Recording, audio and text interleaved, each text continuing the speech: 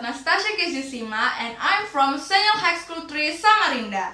Today, I'm gonna tell you a story about Every Dream Matter. Nessa had an annoyance at the pile of tasks waiting for her on the table. Since the announcement of work from home, Nessa's school assignment has continued to increase. No, it's not because she's lazy so that her assignment increased. She always does her assignment and even sends them on time. Her task is like a shoot that dies one, grow 1,000. After one task done, another task appears. Nessa feels very upset and tired. She wanted a holiday in her grandmother's house in the village and play there, far from the city and all kinds of task deadlines that haunt her. Since news emerged about the COVID-19 virus, which endangered our activities outside the home, it's been restricted, whether it is to go to school or work. This makes school have to implement an online school system that is in accordance with applicable rules. In this way, the government hopes break the chain of the spread of the coronavirus. Nessa could only sigh in depression. After all, she had to do all her job so she can rest for a while. One day, Nessa got news that her grandmother in the village was sick, so Nessa and her family went to the village to see her. Everyone who sees Nessa can feel the happy aura from her face, as evidenced by the smile that never fades away from the girl's beautiful face. Of course, today is the perfect day for a vacation from the busy school work. Even if only be gone for 3 days, it was enough for Nessa. After all, she didn't forget to bring the task she had to done on the village. And Nessa's smile grew as her family car entered her grandmother's village.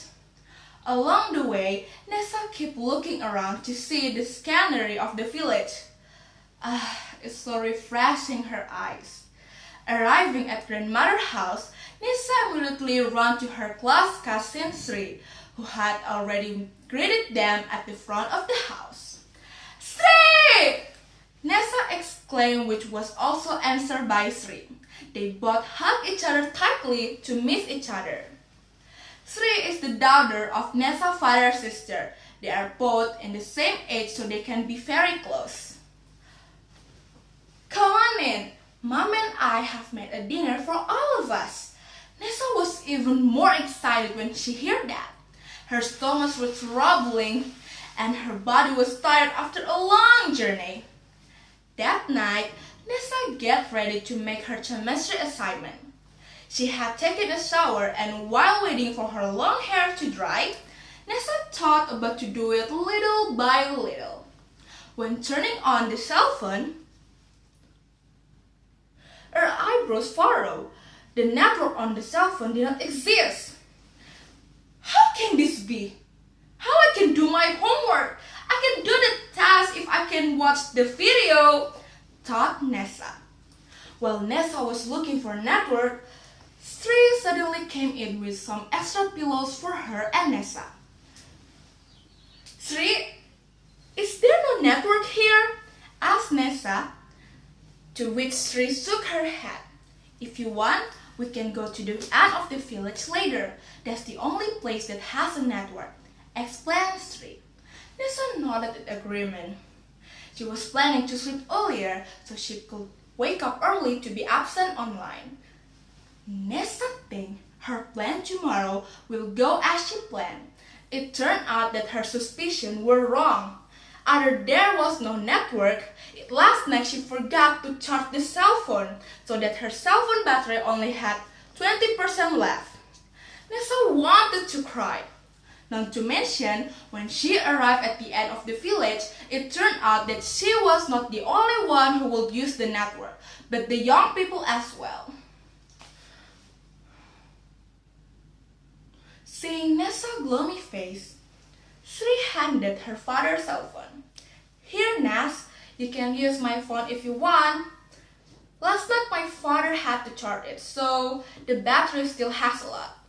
It looks like you need it more than me anyways. Nessa smiled brightly. She accepted the phone happily.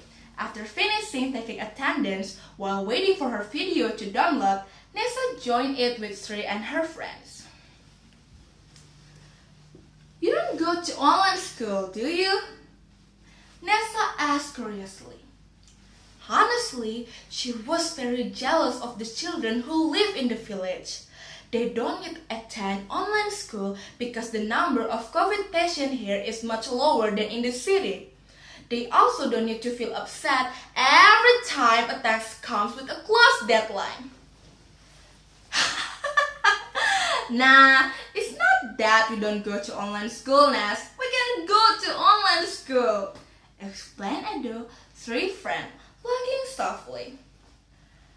Nessa fell in silence. Can go online school? She mumbled quietly. Yeah, it's not like in the city where the network and facilities are complete. Here, if there's electricity during the day, I'm really grateful, explained Edo. From the explanation of her friends, Nessa knew that Sri and the other friends could not go to school due to network limitation, even though they are in grade 12, the final grade where they have to prepare for university entrance exams. And just because of network and facility constraints, they are forced to not attend online school and even drop out of school. Nessa suddenly felt ashamed of herself. She remembered last night she told Sri her complaint about online school, and Sri looked very excited to hear the story and even asked for many questions. Nessa also realized that when she has the opportunity, has a network, has facilities, she should be grateful for it instead of being jealous of things that other people don't have. Coming home from the other end of the village, Nessa told her parents about this. Hearing the condition of Sri and the other friends who could not go to school properly like children in the city made Nessa's parents feel sorry for them. Ness, how about you ask Sri to write a letter to the government? What a coincidence! My friend who works in the government wants to make the Every Matter Dream program for school children, especially for those who have difficulty with school, especially when online. Nessa smiled brightly at her father's words. She immediately ran, shouting Sri's name. Sri! Nessa approached Sri was sweeping the yard. Why, Ness? Asked Sri, surprised. Out of breath, Nessa explained the news about the government program. Sri can only gape with teary eyes. Thank you, Ness. Thank you very much. The end. So, what is the moral value from this story? The moral value from this story is inequality happen be it in offline or online school. Don't take the facilitation you have for granted. Don't let it go to waste. If you can share them, then do it. If you can, use it well as to not waste it. That's all from me. Thank you very much. Goodbye.